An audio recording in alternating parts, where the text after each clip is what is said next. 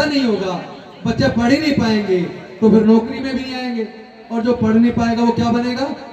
मजदूर बनेगा, और जो मजदूर बनेगा वो क्या बनेगा? मजबूर हो जाएगा, जो मजबूर हो जाएगा वो गुलाम हो जाएगा। और यही स्थिति केवल अनुसूचित जाति जनजाति के साथ नहीं है, पिछड़े वर्गों के और माइनॉरिटीज के भी 98% लोग ये 15-20 लाख रुपए का हायर एजुकेशन का खर्चा नहीं उठा सकते। यहाँ तक कि जो स्वर्ण जाति के लोग हैं उसमें भी 70-80% लोग ये 15-20 लाख रुपए का खर्चा नहीं उठा सकते। इसका मतलब पूरे देश के अंदर केवल कुछ पूंजीपति, केवल पैसे वाले लोग देश के सारे संसाधनों पे काबिज हो जाएंगे। मैं आप सबसे पूछना चाहता हूँ, ये जो खेत की जमीन है, क्या कोई अपनी माँ के पेट से लेके पैदा हुआ है? तो कुछ ही लोग खेत के जमीन के मालिक क्यों हैं? हमारा हक कहाँ है? हमारा हक किसने खाया है? देश की सारी संपत्ति का मालिक देश होना चाहिए, सरकार होनी चाहिए, और उसमें जब देश की सरकार दे तो सबको बराबर बराबर दे। मैं आपसे पूछना चाहता हूं, अगर आपके तो 2 बच्चे हों और आप अपनी प्रॉपर्टी बांटे तो दोनों बच्चों में बराबर बांटोगे कि नहीं बांटोगे? बांटोगे ना। अगर आपने एक को ज्यादा दे दी, एक को कम दे दी, तो जिस बच्चे को कम देगी वो तुम्हारा दुश्मन हो जाएगा, वो तुमसे बात नहीं करेगा, तुमसे नफरत करेगा। लेकिन हमारे तो भारत के अंदर 90% लोगों को कुछ दिया ही नहीं, 10% लोग सब कुछ कब्जा के बैठ गए।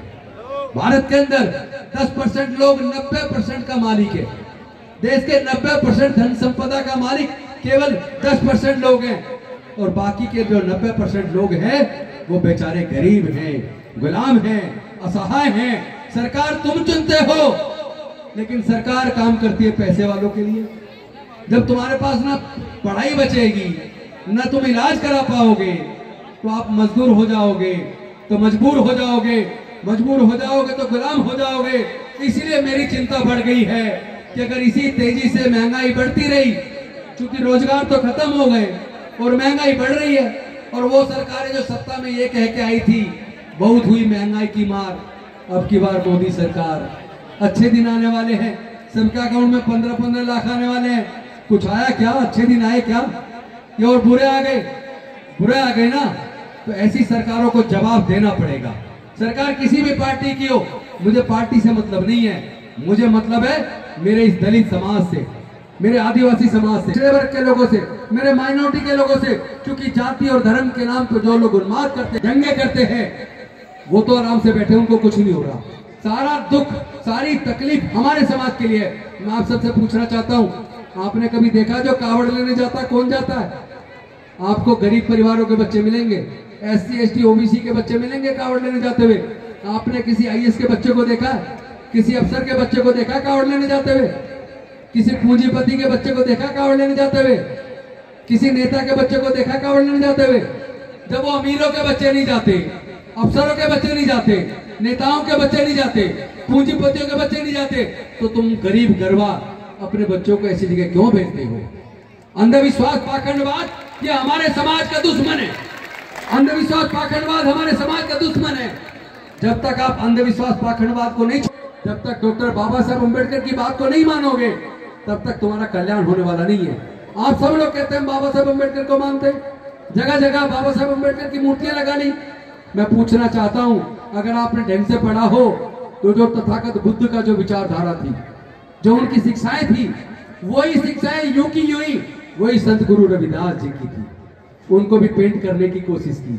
वही शिक्षाएं डॉक्टर बाबा साहब अम्बेडकर, उन्होंने शिक्षा पे चल के हमारे विकास का रास्ता बना के गए, हमारे बच्चों को गुलामी से आजाद करा के गए।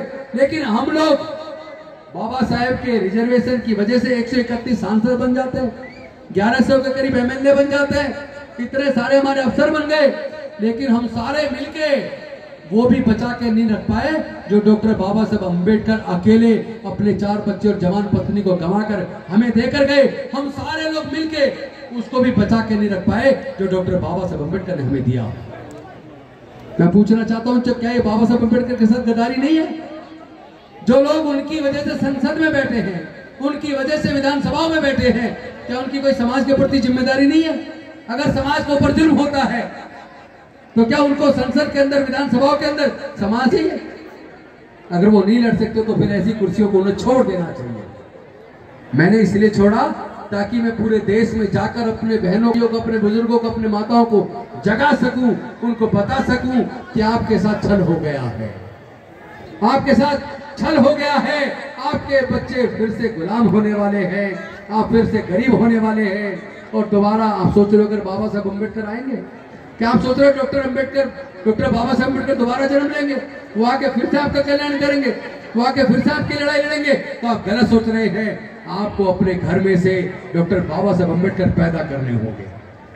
आपको अपने बच्चों को डॉक्टर अम्बेडकर बनाना होगा, मानवर कांसीराम बनाना होगा।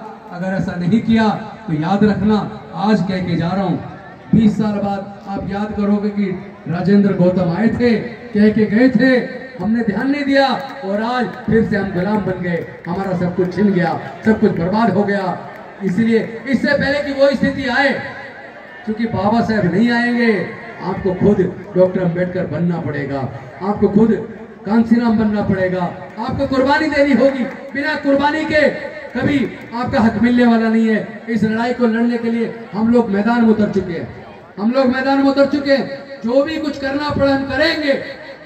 अगर हमें अपनी जान की कुर्बानी भी देनी पड़ी तो देंगे, लेकिन अपने आने वाले बच्चों को फिर से हम गुलाम नहीं बनने देंगे। हम आपकी लड़ाई को लड़ेंगे, हम लड़ाई को लड़ेंगे भी और जीतेंगे भी। डॉक्टर बाबा साहब अम्बेडकर हमें बुद्ध का धम्म देकर गए। हमने संकल्प लिया था कि डॉक्टर बाबा साहब अम्बेडकर, आपने 14 अक्टूबर 1956 को बौद्ध धम्म की दीक्षा ली और तुमने कहा था मैं भारत को बौद्ध में करी, मैं भारत को बौद्ध में करूंगा। लेकिन तुम तो उसके बाद डॉक्टर बाबा साहब अम्बेडकर तो 1 महीना 22 दिन बाद उनकी डेथ हो गई, महापरिनिर्वाण निर्माण को प्राप्त हो गए। अब ये जिम्मेदारी डॉक्टर बाबा साहब अम्बेडकर जी के संकल्प को पूरा करने की, उनके सपनों को पूरा करने की जिम्मेदारी है। जितने युवा खड़े, मैं खुद और मेरे सारे युवा साथी, आपकी सबकी जिम्मेदारी है। क्या आप सब लोग डॉक्टर बाबा साहब अम्बेडकर के सपनों का भारत बनाने के लिए तैयार हैं? जो लोग तैयार हैं दोनों हाथ खड़े कर लो। क्या आप सब लोग तैयार हैं? दोबारा से बच्चों को गुलाम तो नहीं बनने दोगे? जय जय जय जय जय भीम, जय जय जय जय जय भीम, जय जय जय जय जय भीम। साथियों, इन सरकारों की ईंट से ईंट बजानी होगी, इन सरकारों की ईंट से ईंट बजानी होगी, लेकिन हम अपनी लड़ाई संविधान के तरीके से लड़ेंगे। हमें डॉक्टर बाबा साहब अम्बेडकर जी ने हिंसा नहीं सिखाई, हमें उन्होंने संविधान दिया है। आजकल तो देश में राहुल गांधी जी भी और तमाम देश के नेता बाबा साहब के संविधान को हाथ में लेके जगह जगह जा रहे हैं। तो हम सब लोग डॉक्टर बाबा साहब अम्बेडकर के संविधान की कसम खा के ये संकल्प लें, डॉक्टर बाबा साहब अम्बेडकर, हम तुम्हारे संविधान की कसम खाते हैं, हम तुम्हारे सपनों का भारत बनाएंगे, हम तुम्हारे सपनों का भारत बनाएंगे। बस इन्हीं शब्दों के साथ मैं अपनी वाणी को विराम देता हूं, क्योंकि सुबह सुबह फिर मथुरा निकलना है, मुझे अभी जाना पड़ेगा।